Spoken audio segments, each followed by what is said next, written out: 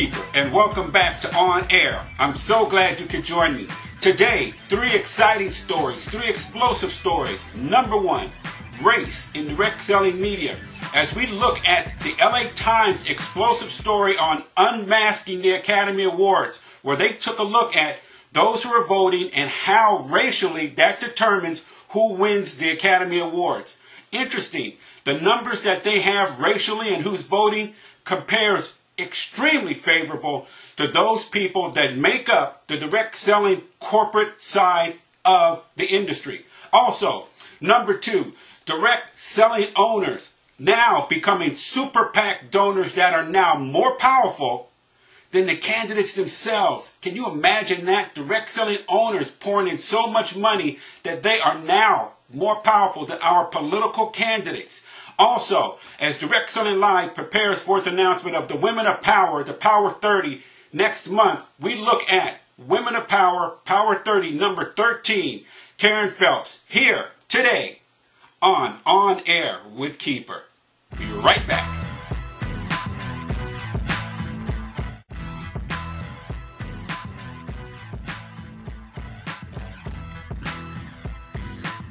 When my mother used to sell Princess House. Joined them way that night. Norma siempre vendía cosas de Avon. Oh, it must have been around 1935. But those knives were amazing. The one lady's name was Mary Kay, and I said, oh, cosmetics will never sell on Party Plan. Was a single mom and created these hair care products for black women and became the first self-made millionaire in the United States. I just think that's extraordinary. Welcome back to On Air. This past Sunday, I did my regular routine. I got up before anyone else, had a cup of coffee, read the paper, saw the front page of the LA Times. There was the Academy Award, the statuette there, and there was a headline saying, Unmasking the Academy.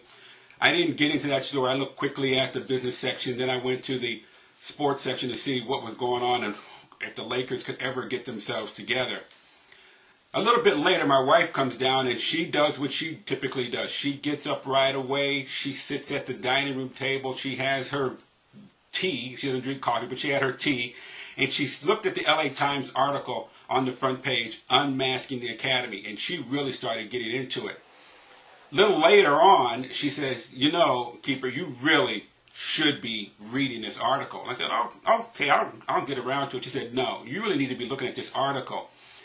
We love going to the movies, and my wife and my daughter, they love going to the Academy, not the Academy Awards, but they love watching the Academy Awards, just like they love watching any award show. I don't typically get into a bunch of watching of the award shows, but she said, you really need to read this article, because it's all about the 5,100 members of the Academy Awards who vote, and the racial breakdown, and how the racial and gender breakdown determines who wins and who loses.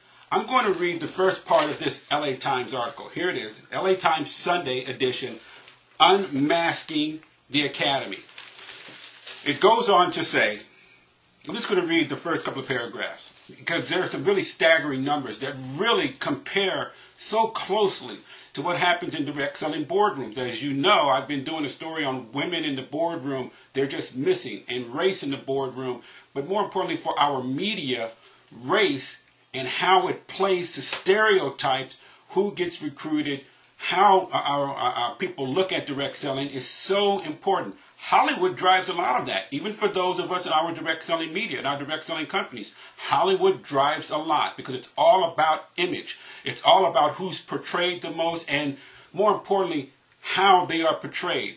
Race, gender, sexuality, religion, culturally, socially, you name it. Hollywood drives all of that. And their impact has tremendous impact on our media here in direct selling. One of the best ways that I can actually point it out, after all these years in direct selling, I believe I'm the only minority-owned media owner in direct selling. All the other media companies are owned by, when I say minority, I mean minority on the side of white, black, Asian, Hispanic, you name it. I'm the only one. So that's just a backdrop. But I'll get into some numbers in a few minutes. Let me start with this.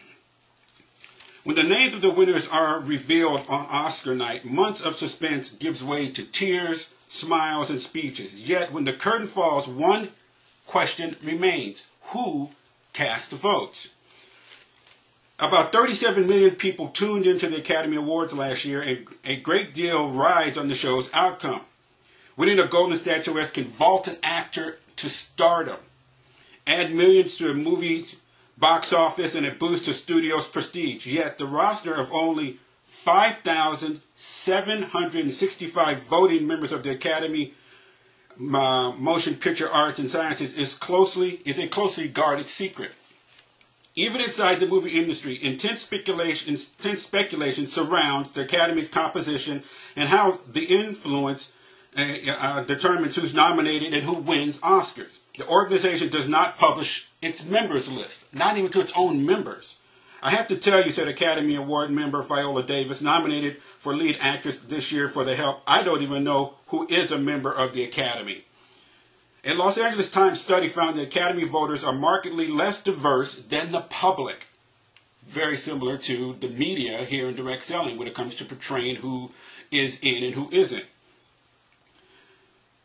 It's less diverse in the public and even more monolithic than many of the film industry may suspect. Oscar voters are nearly 94% Caucasian, 77% male, the Times found. Blacks are about 2% of the Academy, and Latinos are less than 2%. Oscar voters have a median age of 62, the study showed. People younger than 50 constitute just 14% of the membership. The Academy calls itself the world's preeminent movie-related organization of the most accomplished men and women working in cinema. As I looked more into the story, I got to a quote that Denzel Washington had. It went on to say, if the country is 12% black, make the Academy 12% black. If the nation is 15% Hispanic, make the nation 15% Hispanic. I got to thinking, that makes a lot of sense. If you're going to talk about diversity and you're going to talk about what you really represent, I thought that made a lot of sense. Then I got to thinking, I've been doing this 6-year study looking at Direct Selling News, the magazine, which is, for them, the preeminent authority or preeminent magazine for executives in direct selling. And as a number of you know, I've been pointing out that the women who make up over 82% of distributors on the field are represented by less than 25% in the boardroom. Men dominate, and I don't understand. If you're going to talk about diversity, you're going to talk about equality, if you're going to talk about representing who's who in direct selling, women need to be more involved. I've also been doing a study on all the images over the past 6 years in direct selling news. These numbers are strikingly right on, or very, very close to what takes place in the media in direct selling. Some of the numbers from the Academy Awards, because when I get back, I'm really going to break down some of the numbers on direct selling media. The numbers are this: 95% of the Academy's voters, those people who vote, who determine who's going to take home that golden statuette, who determine whose careers will be on the rise, which box office, Paramount, Disney, Warner Brothers, you name it, which studio is going to run the lead for the next year's movies. 94% white, 6% other. They just lumped all the others, Hispanics, Asians, blacks, we're just kind of lopped in there together as other. That's just 6%. Who votes? 77% of those who vote are men. 23% are women. Mostly not Oscar winners, no nomination is 64%. Those who won are 14%. Nominated but didn't win are 19%. And unknown are 3%. These numbers are staggering. Because if you're going to say that you're the preeminent authority on who actually wins and loses in cinema, in Hollywood, a lot is riding on how Hollywood portrays the image of not only America, of the world. And yet, 77% of all the people voting for Hollywood's Oscars are men, and 94% are white. My daughter was just telling me the other day, my wife is white and she's Jewish, so we have mixed kids. My daughter Sydney is going to be 19 next month. And she said, you were still telling us the other night, why are there not more minorities on television? It's like white constantly. And I would have thought, Dad, that with Barack Obama becoming president, at least those numbers will have changed. Those numbers haven't changed. And not only have those numbers not changed, direct selling media, those numbers are almost exactly the same as Hollywood. When I come back, we're going to break down direct selling media and ask the question, if you are really going to portray yourself as the voices for an industry that is so globally diverse, why are there not more minorities in your publications? When I come back. When my mother used to sell Princess House. Joined them way that night. Norma siempre vendía cosas de Avon. Oh, it must have been around 1935. But those knives were amazing. The one lady's name was Mary Kay, and I said, oh, cosmetics will never sell on party plan. Was a single mom and created these hair care products for black women and became the first self-made millionaire in the United States. I just think that's extraordinary. Welcome back to On Air. This is Direct Selling News. Direct Selling News is owned by Video Plus. It was sold to Video Plus owner Stuart Johnson by Keith Lagos, the owner of Network Marketing Business Journal, which when Stuart bought it, Network Marketing Business Journal was then called Moneymakers Monthly. As I said, it's owned by that publication. The trade journal is owned by Keith Lagos. This is the, as they call themselves, serving the direct selling and network marketing executive since 2004. This is the latest edition, February 2012. The next edition will be on my doorstep very, very soon. I've been taking a look at this magazine for the past 6 years. I've started looking at numbers as they relate to women in the boardroom, because I can take a look at who they have picture-wise in the titles that they give them and in their executive announcement, the movement, who's being promoted laterally, vertically, who's really on the rise. You could see pretty clearly racial makeup, and you can see gender makeup. As it relates to women in the boardroom, the numbers are just absolutely staggering. Less than 25% of women are in direct selling boardrooms, and yet it's close to 82% of distributors are women. Those numbers just don't make any sense to me. They really need to be flipped in large part because women here in the United States, for instance, make up almost 52% of the population, and even more grossly out of place are, as I said, the numbers, 82% women in the field. Not only have I been looking at the gender breakdown, as I said, I've been looking at the racial breakdown.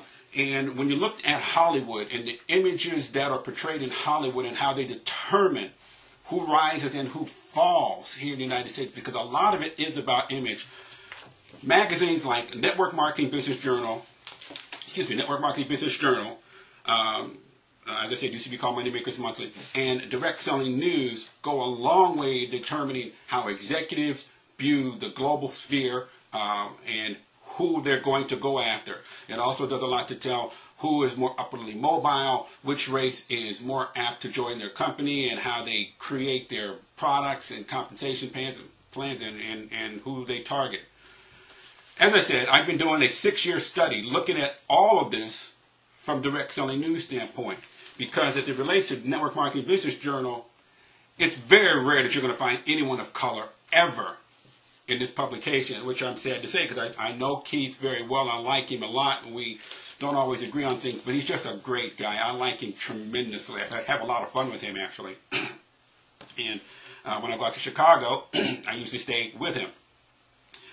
But for direct selling news, I am absolutely amazed with John Fleming, who is the editor of Direct Selling News, and I know some of the things that he does when it comes to historically black colleges and what his passion is there, that this magazine, when it comes to image representation, is so outside the mainstream. As I said in the first segment, Denzel Washington, if 12% of the population here in the United States is blacks, then why aren't these magazines at least showing that? If 15% of the population is Hispanics, then why aren't these magazines showing that? The greater issue is these magazines are global. They're not just here in the United States. They're all over the world. So if you can imagine, the racial numbers have to be off the charts. Let me just give you a quick look at this. This is my chart that I've been kind of putting together. In direct selling news, and we're only talking about direct selling news. I can't tell you about Networking Times because I don't have the latest magazine with me, and I haven't been doing as much. But I know their numbers can't be that far off because I've seen a number of their publications. In direct selling news over the past 6 years, 91% of all the images of people who are not identified as a distributor, but people who are identified as an executive, 91% of all the images in direct selling news are white. They're white. 3% of all the images over the past 6 years in direct selling news have been of blacks. 2% have been Hispanics or Latino.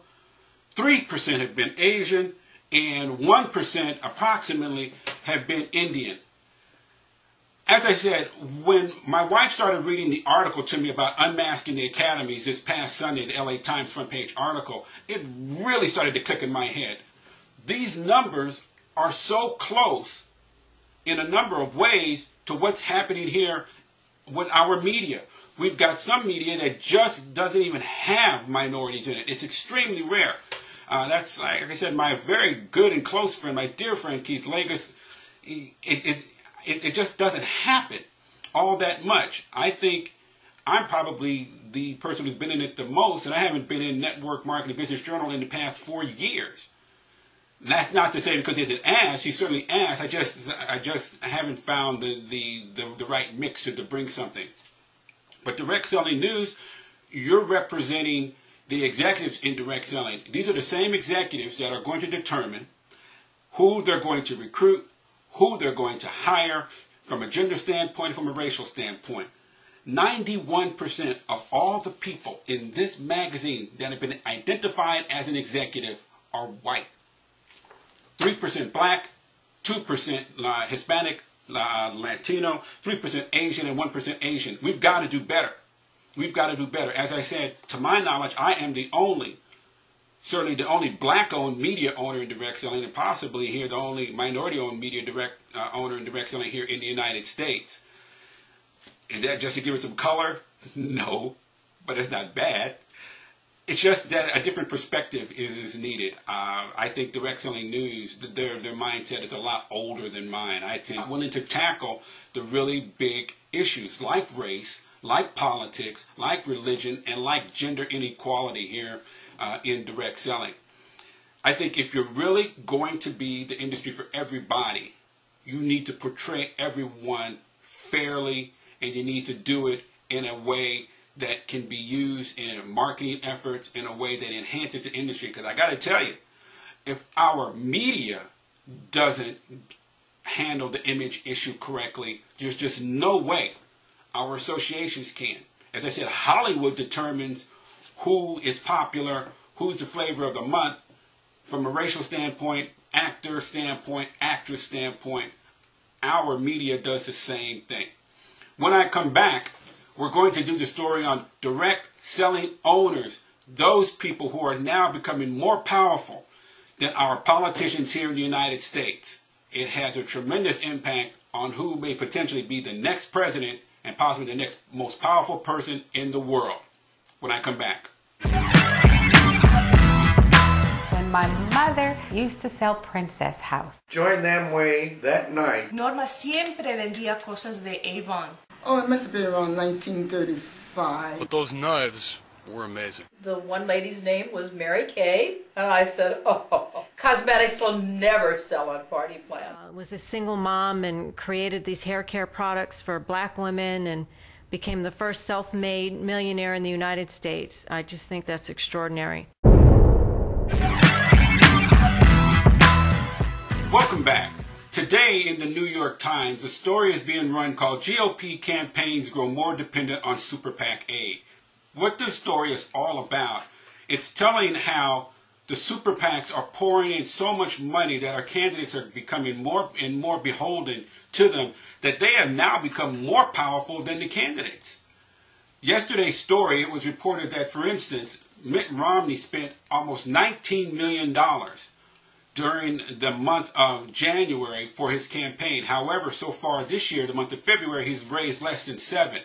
But the super PACs that are backing him are gaining more and more strength because they're pouring in more and more money to the Santorum campaign, to the Gingrich campaign, and to the Romney campaign. It goes on to say that as all this begins to shape up, it is making the super PACs the superpower in politics. As you know, I've been running a number of stories on Amway's DeVos family becoming one of the largest soft money donors to the Republican Party and have been for years after years of denying it, which is interesting considering that they're supposed to be a leadership company, and yet they are showing so little integrity by denying the very fact that they are one of the largest super PAC donors and have been for years. However, when this starts to shape up, Amway does this, and then 2 weeks ago, owner of Melaleuca, Frank Vandersloot, donates $1 million to the Romney campaign through the Restore Our Future super PAC, with $750,000 of that coming from Melaleuca Asia, 3 different divisions of Melaleuca Asia. I have to ask the question, how much longer can distributors be silent on this? These are your votes being drowned out, not only by politicians, but a lot of the superpower politicians are really superpower donors for super PACs. Amway's DeVos family, Melaleuca's from Frank Vandersloot. Who knows who else from direct selling from an ownership standpoint is in this game? I'm going to tell you, it's my feeling that there are many, many more. And during the 2012 presidential season, we're going to do our best to unmask as many as we can. As I've always said here on Direct Selling Live, on air, there are no sacred cows. Friendship has nothing to do with it. It's news, and it's news about direct selling. As our owners gain more and more political power, it speaks to the fact that direct selling has more and more political power. Our voices, just through association, rise up. The only question is, from a distributor standpoint, can you come together to create that super voting bloc that can make a difference? I believe we can. I don't know about the rest of you, but this sort of thing scares me. Scares me a lot, because it means the one vote, one voice is gone. And now the one voice, one vote now belongs to Amway's DeVos family and Melaleuca's owner, Frank Vandersloot. Scary stuff. Because I don't want anyone that I don't know anything about determining my values and certainly how my country runs without me having a say-so in it. When I come back, we're going to do a quick look at the Women of Power, the Power 30, which is announced next month. Today, we're going to look at number 13, Karen Phelps.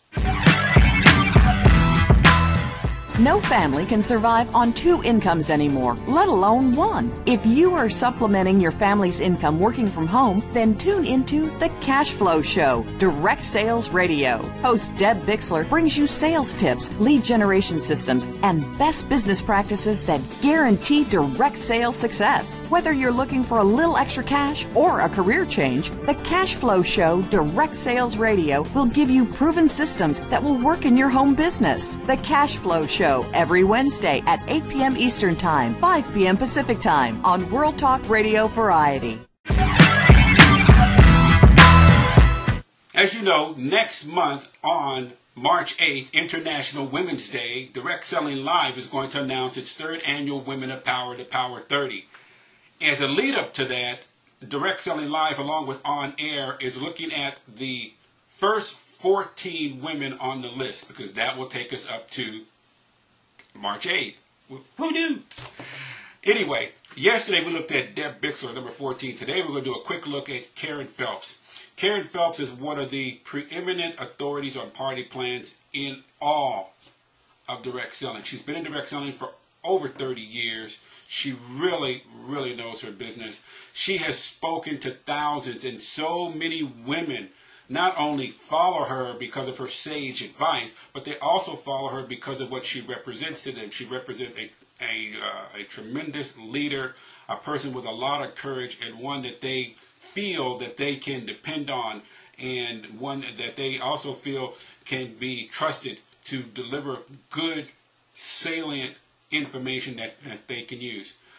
Karen Phelps, who has been on the Women of Power before, in fact last year, I don't remember the exact number, but she was on the Women of Power last year, is going to be number 13 this year.